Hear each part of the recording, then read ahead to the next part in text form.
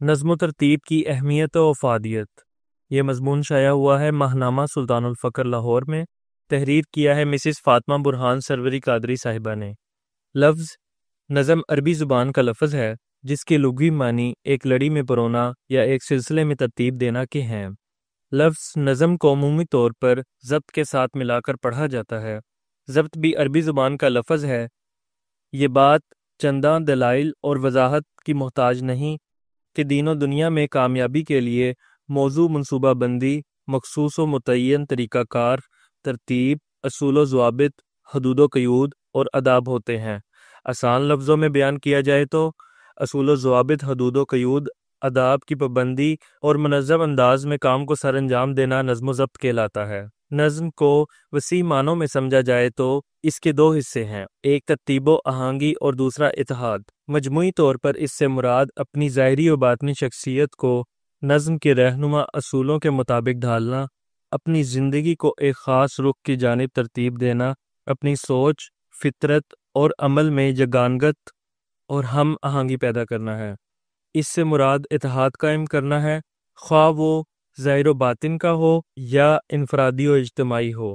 اسلام ہمیں زندگی کے ہر پہلو میں نظم و ضبط کے سنہری اصول اپنانے کی تربیت دیتا ہے۔ کائنات اس نظم و ضبط کی عظیم و شان مثال ہے۔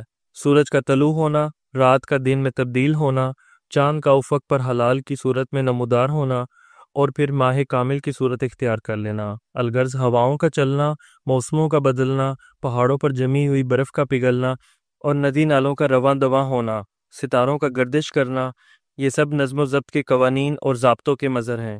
کائنات کی اس حیرت انگیز ترتیب اور نظم سے رواں ہے۔ قرآن کریم خود اس کی شہادت دیتا ہے۔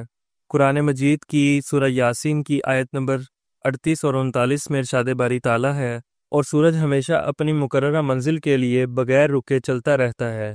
یہ بڑے غالب، بہت علم والے رب کی تقدیر ہے، اور ہم نے چاند کی حرکت و گردش کی منزلیں بھی مقرر کر رکھی ہیں، یہاں تک کہ اس کا اہل زمین کو دکھائی دینا گھٹتے گھٹتے کھجور کی پرانی ٹہنی کی طرح ہو جاتا ہے۔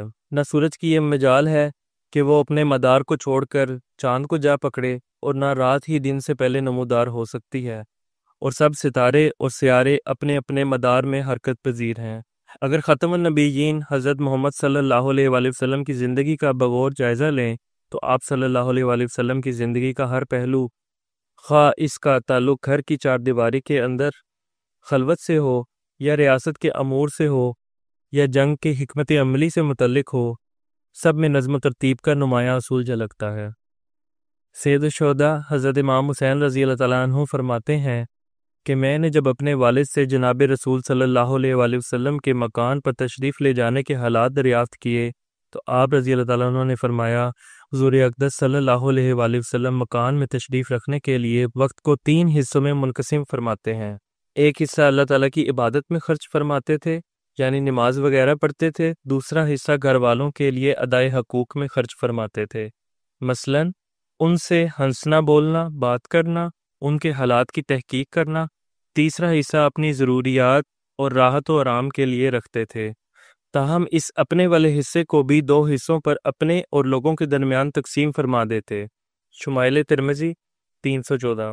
نظم کا تعلق وقت کی مناسب تقسیم و ترتیب سے ہے۔ آپ صلی اللہ علیہ وآلہ وسلم سے ہمیں یہ سبق سیکھنے کو ملتا ہے کہ دن کو کس طرح تقسیم کیا جائے۔ کھانے، سونے، جاگنے، میل جول، سب میں مناسب نظم و ترتیب کیا ہونی چاہیے۔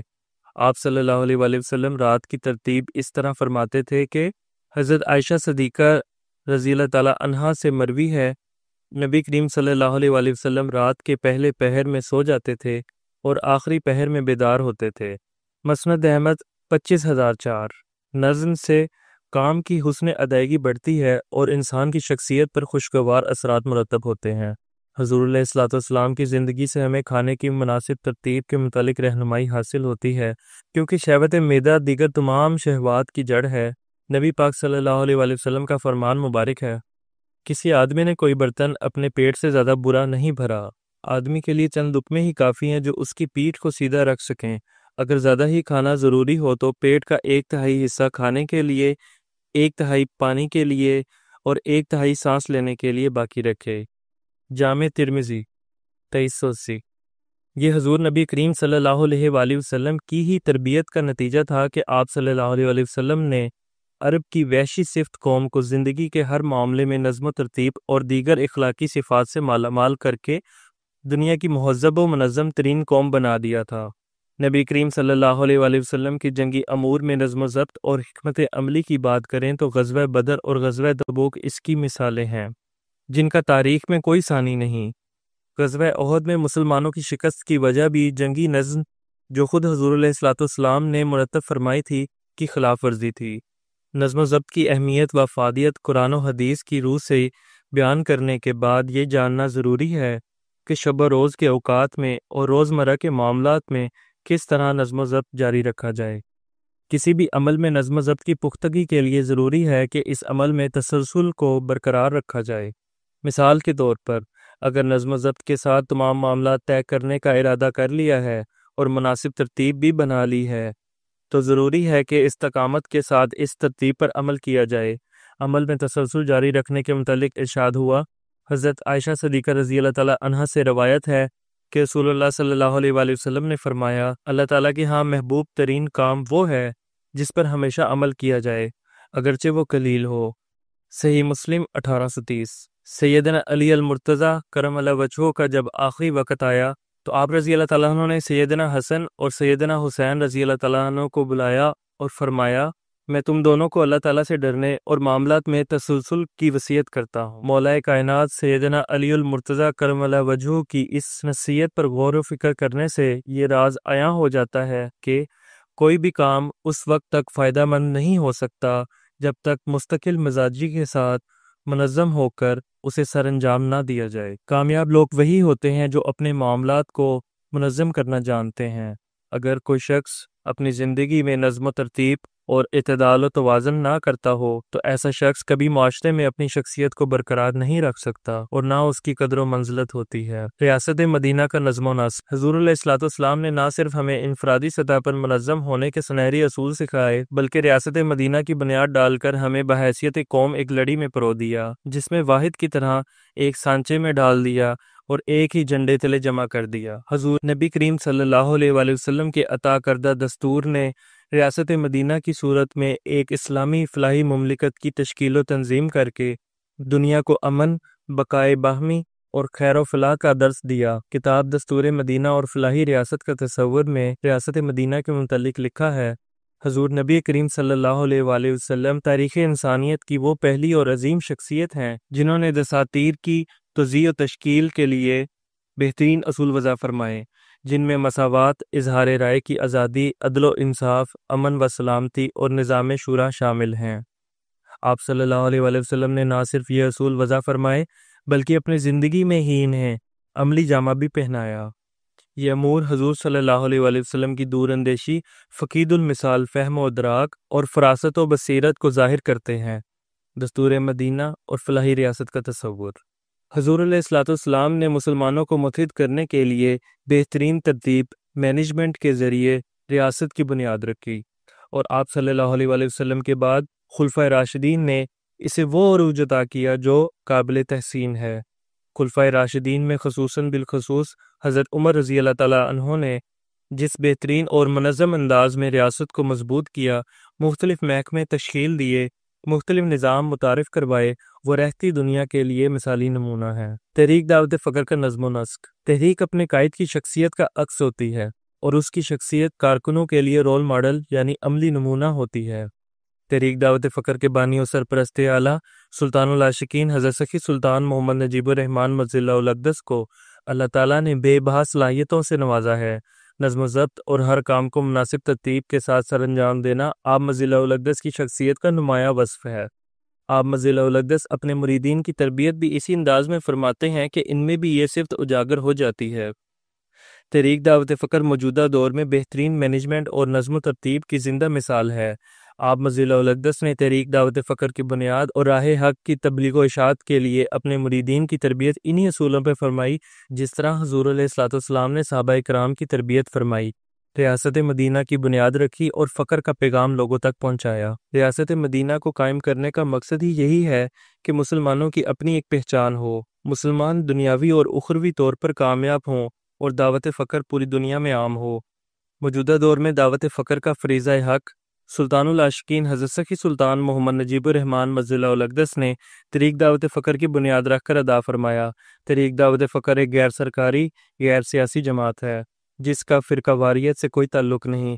فقر محمدی صلی اللہ علیہ وآلہ وسلم کے علم بردار امام سلسلہ سروری قادری اور بانی و سرپرست اعلیٰ طریق دعوت فقر سلطان العاشقین حضرت سخی سلطان محمد نجیب الرحمن مجدہ الاقدس انتہائی منظم، دور اندیش اور اصول پسند انسان ہیں، جس کا اندازہ اس بات سے لگایا جا سکتا ہے کہ آپ مجدہ الاقدس نے اللہ کی اس جماعت طریق دعوت فقر کو کامیابیوں سے ہمکنار کرنے کے لیے روز اول سے ہی جماعت کے اغراض و مقاصد، عہدیداران اور شعبہ جات کے نظام کو وضع فرما دیا۔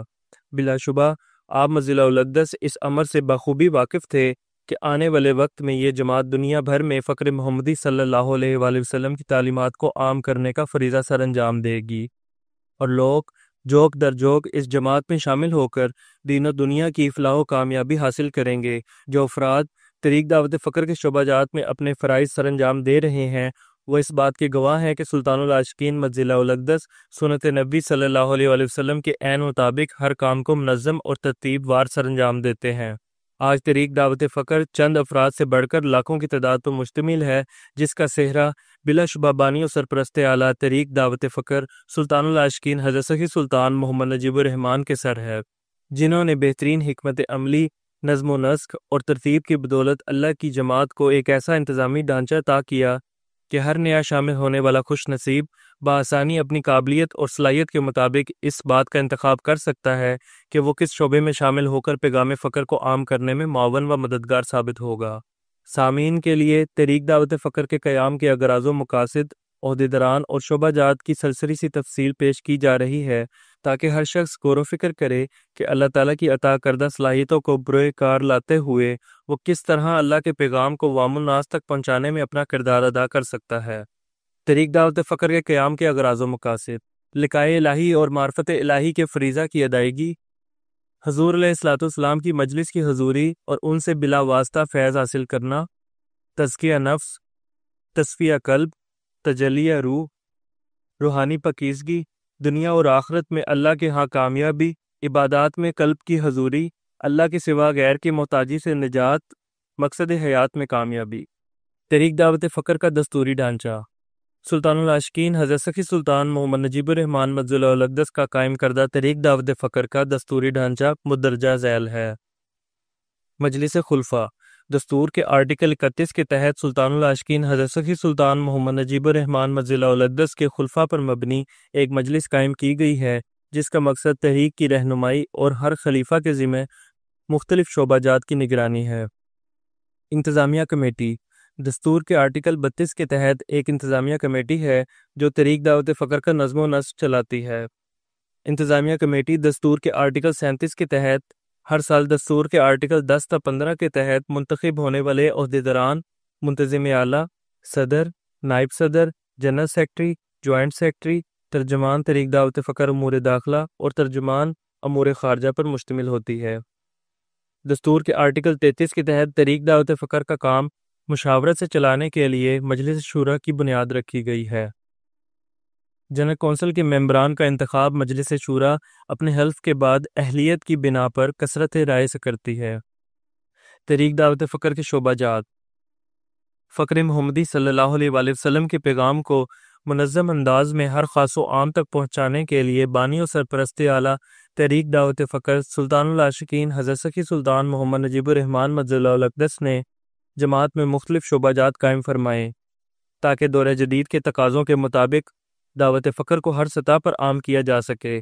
طریق دعوت فقر کے اہم شعبہ جات کی تفصیل درج ذیل ہے۔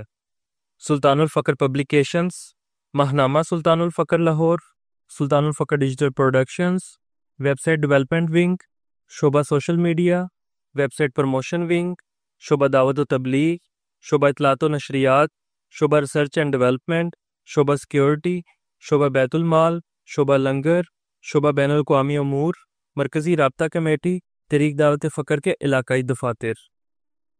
حاصل کلام، انسان کی کامیابی کے لیے نظم و ضبط کی پابندی کرنا اور حضور علیہ الصلوۃ والسلام کی سنت کے مطابق تمام دینی و دنیاوی امور مناسب ترتیب سے سر انجام دینا ضروری ہیں۔ جب تک بندہ اپنے معاملات میں الجھا رہتا ہے اس کی توجہ اللہ کی جانب مبذول نہیں ہو سکتی، اس لیے پہلے اپنی سوچ اور عمل میں ہم آہنگی پیدا کرنی چاہیے۔ جب طالب مولا اس میں کامیاب ہو جاتا ہے تو اس کا اللہ کی جانب سفر کرنے کا راستہ آسان ہو جاتا ہے۔ سلطان العاشقین حضرت سخی سلطان محمد نجیب الرحمن مجل الاقدس کی سرپرستی میں تحریک دعوت فقر کامیابی کے ساتھ رواں دواں ہے۔